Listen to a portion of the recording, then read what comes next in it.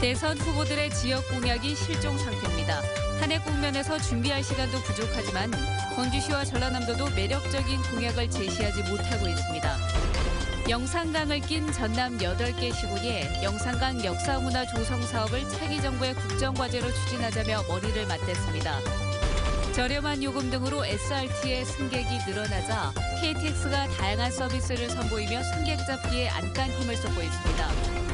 요금을 내지 않고 달아나는 무인 승차 승객들이 기승을 부려 택시기사들이 소가리를 하고 있습니다. 여러분 안녕하십니까? 탄핵 심판이 초읽기에 들어가면서 대선 주자들의 호남행도 부쩍 늘어나고 있습니다. 하지만 얼굴만 내밀 뿐 지역 발전을 위한 알맹이는 없습니다. 호남의 지지 없이는 대선 승리를 장담하기 어렵다면서도 지역 공약은 실종됐고 그나마 내놓는 것도 재탕인 경우가 많습니다. 윤건수 기자입니다. 대선 후보, 특히 두 야당의 후보들이 뻔질나게 광주 전남을 찾고 있습니다. 호남 민심을 향해서 호소하고 말이 부족한 이 문재인, 미워도 다시 한번 손을 잡아주실 것을 호소드립니다. 우리 호남의 정신이 새로운 대한민국의 미래를 향한 저희 도전에 대해서 다시금 주목하는 계기가 됐으면 하는 간절한 바람입니다. 호남 발전을 위해서 노력하겠다는 약속도 앞다퉈 내놓고 있습니다. 호남이 민주당의 후보로 세워주신다면 이재명은 호남을 권력의 주인으로 우뚝 세움으로써 보답하겠습니다. 하지만 소외와 차별에서 벗어나게 하겠다는 맹세는 있어도 어떻게 하겠다는 구체적인 공약이 없습니다. 공약을 거론하는 경우에도 문화, 자동차, 에너지 산업 등 이미 추진 중인 사업이 대부분입니다. 저는 이 세 분야는 광주 전남의 사업이 아니고 대한민국 사업이라고 봅니다. 이런 부분들 4차 산업혁명 기술 접목해서 제대로 꼭 잘 키우겠습니다. 민주당 후보나 국민의당 후보나 호남의 지지 없이는 정당의 대표로 대선에 나설 수 없다는 현실 때문에 경선을 앞두고 호남에 최대한 공을 들이고 있습니다. 하지만 수도권이나 영남권에 비해서 유권자 수가 적기 때문에 본선에 가면 호남을 대하는 태도나 온도가 달라질 수 있습니다. 때문에 지금 약속을 받아둘 필요가 있지만 광주시와 전라남도마저 매력 있는 공약거리를 후보들에게 제시하지 못하고 있습니다. MBC 뉴스 윤건수입니다. 사정이 이렇다면 지자체라도 적극 나서 구체적인 대선 공약을 발굴해야겠죠.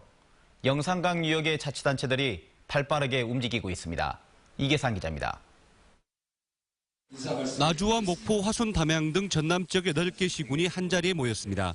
지역의 대표들은 수건 사업인 영산강 역사문화 조성 사업을 대선 공약의 첫머리에 넣기 위한 방안에 대해 논의했습니다. 차기 정부의 운영 주체와 국정 방향이 결정되는 대선을 앞두고 지역 스스로 주체가 돼서 보다 구체적인 공약 발굴과 실행 방안을 제시하는 게 중요하기 때문입니다. 국토 종합 개발 계획에 포함시켜서 국비 등을 확보하는 자료로 활용하는 데 최선을 다하고자 합니다. 영산강 권역 자치단체들은 지역 균형 발전 차원의 호소를 넘어 국가 경쟁력 강화라는 점을 강조하기 위해 전문 기관에 연구 용역을 의뢰하기로 했습니다. 신해양 시대를 맞아 영산강 유역 곳곳에 산재되어 있는 역사 유적과 문화 자원을 활용해서 전남 서남부권을 아시아와 교류하는 전초 기지로 육성해가자는 제안을 담고 있습니다. 중국이 신해양 시대 실크로드를 이제 개발을 갖다가 하면서 전 세계 하나의 이제 해양 어떤 문화권으로 이제 통합하고 있는데 그게 이제 어떤 동북아에 있어서 있던 전초 기지가 또 영산강일 수 있다라고 하는 것들. 전라도라는 지명이 생겨난 지 1000년. 영산강 유역 역사 문화 조성 사업이 지역의 미래를 이끌 견인차 역할을 할 수 있을지 주목됩니다. MBC 뉴스 이계상입니다. 광주 시민단체 협의회는 어등산 리조트가 장학금 기부 약속을 지키지 않고 장학재단에 정관마저 바꾸려 한다며 시민과의 약속을 지키라고 요구했습니다. 협의회는 작은 사회공헌도 아까워하는 기업이 트라우마 센터 기부 약속을 지킬지 의심이 간다며 광주시가 명확한 대응 방안을 내놓아야 한다고 덧붙였습니다. 한편 어등산 리조트는 골프장을 우선 개장하는 대신 매년 2억 원을 기부하겠다고 약속했지만 최근 광주시에 이 같은 내용을 삭제한 정관 개정을 요구했다가 거절당했습니다. KTX와 SRT, 두 고속철이 경쟁을 시작한 지 이제 석 달이 돼갑니다. SRT가 약진하자 KTX도 승객 서비스를 강화하고 있는데 이용객들 입장에선 싫지 않은 경쟁입니다. 김철원 기자입니다. 지난해 12월 9일 또 하나의 고속철인 SRT가 운행을 시작한 이후 석 달 만에 승객 수는 비약적으로 증가했습니다. 지난 1월 SRT 이용객은 147만 명, KTX는 498만 명이었는데 1년 전에 비해 KTX는 20만 명 정도가 줄었습니다. 이용 금액이 10% 저렴한 데다 서울 남쪽과 경기도 동남쪽이 행선지인 이들에게는 짧은 이동 시간이 선택의 이유가 된 것으로 보입니다. 저희가 마케팅 전략으로 10분 빠르게 또 10% 저렴하게 10가지의 새로움이라는 그 서비스 전략을 저희가 도입을 하고 있습니다. 위기감을 느낀 KTX가 다양한 승객 서비스를 들고 나왔습니다. 광명역에서 서울 사당역을 잇는 셔틀버스 운행을 시작한 겁니다. 이 셔틀버스를 이용하면 광주 송정역에서 강남의 중심지인 사당역까지의 접근 시간이 SRT보다 20분 이상 빠르다는 게 코레일 설명입니다. 좌석마다 충전용 콘센트와 USB 포트를 설치했고 와이파이도 무제한 사용할 수 있도록 중계기를 늘렸습니다. 또 인천공항 승객들을 위해 광명역에서 인천공항까지 가는 셔틀버스 도입도 검토하고 있습니다. 나름대로 회사별로 좋은 서비스를 더 많이 개발해서 국민들이 더 편리하게 탈 수 있도록 저희가 지금 최선을 다하고 있습니다. SRT 개통 이후 파이를 나눠 가질 것이라는 우려와 달리 고속철 이용객 전체 파이는 커진 것으로 나타나고 있습니다. 고속철을 이용하는 두 철도 회사가 요금과 서비스 경쟁을 벌이면서 이용객들이 누리는 혜택도 더 늘어날 전망입니다. MBC 뉴스 김철원입니다. 목포의 택시기사들이 무임승차 승객들 때문에 요즘 골머리를 썩고 있습니다. 차를 놔두고 뒤쫓아가기 어려운 택시기사들의 처지를 노린 건데 단지 목포만의 상황은 아닐 겁니다. 김진선 기자가 보도합니다. 10대에서 20대 초반으로 보이는 남성 5명이 택시에 오릅니다. 3명이 먼저 내린 뒤 1분가량 더 이동하는 승객들. 목적지에 도착하자 주머니에서 지갑을 찾는 척하더니 냅다 달아납니다. 쫓아갈 수가 없더라고요, 저희가. 공간이 좁아서 차를 놔둘 수가 없으니까. 목포에서 남하까지 받지 못한 요금은 8,200원. 큰 금액은 아니지만 불과 몇 시간 전 동료 기사도 같은 피해를 당했다는 사실을 듣고 경찰에 신고했습니다. 올 들어 목포에서 발생한 무임승차 범죄는 신고된 것만 5건. 택시기사들은 승객들이 달아나더라도 도로에 차량을 두고 쫓아가지 못하는 데다 신고 절차를 밟을 동안 운행을 못하게 돼 대부분 신고조차 못하고 있습니다. 우리 그 동생 차는 5명이 탔다가 하고 나는 2명이 탔고 우리 친구는 4명이 탔고 그러면 얘들이 자꾸 몰려다니면서 이런 짓거리를 한단 말이에요. 그러면은 택시 강도 쉽게 해버려요, 이제 이 애들이. 경찰은 확보된 블랙박스 화면과 승하차 동선 등을 토대로 용의자들의 신원을 파악하고 있습니다. MBC 뉴스 김진선입니다. 미디어 아트를 쉽게 접하고 직접 체험해 볼 수 있는 공간이 광주에 내일 첫 선을 보입니다. 어떤 프로그램들이 있는지 이미지 뉴스 리포터가 소개합니다. 미켈란젤로의 그림 쿠마의 무녀에서 숨겨진 심장 모양을 찾아낸 해설자가 심장의 역할을 설명해줍니다. 가수들의 화려한 공연과 웹게임을 원작으로 한 어린이 뮤지컬도 관람객을 만날 준비를 마쳤습니다. 미디어 아트 플랫폼의 대표 공간, 홀로그램 극장에서 만날 수 있는 콘텐츠들입니다. 가상현실, 증강현실 등 최근 뜨는 미디어 신기술을 직접 체험해 볼 수도 있습니다. 이처럼 움직임에 반응하는 공간들도 마련되어 있는데요. 총 7가지의 테마 공간으로 구성되어 있습니다. 물고기에 알록달록 색을 칠해 직접 바다로 보내는 미디어 바다.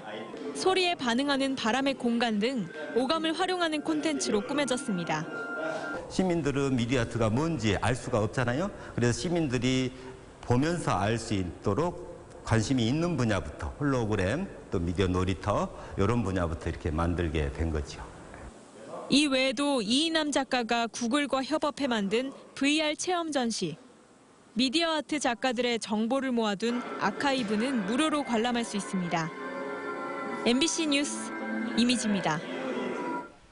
한국전력과 농어촌공사 등 혁신도시 주요 공기업의 인사 담당자들은 광주 전남 지역 28개 대학 관계자들을 만나 국가 직무능력 표준제도 등 변화된 채용제도에 대해 설명하고 맞춤형 인재 육성에 힘써달라고 주문했습니다.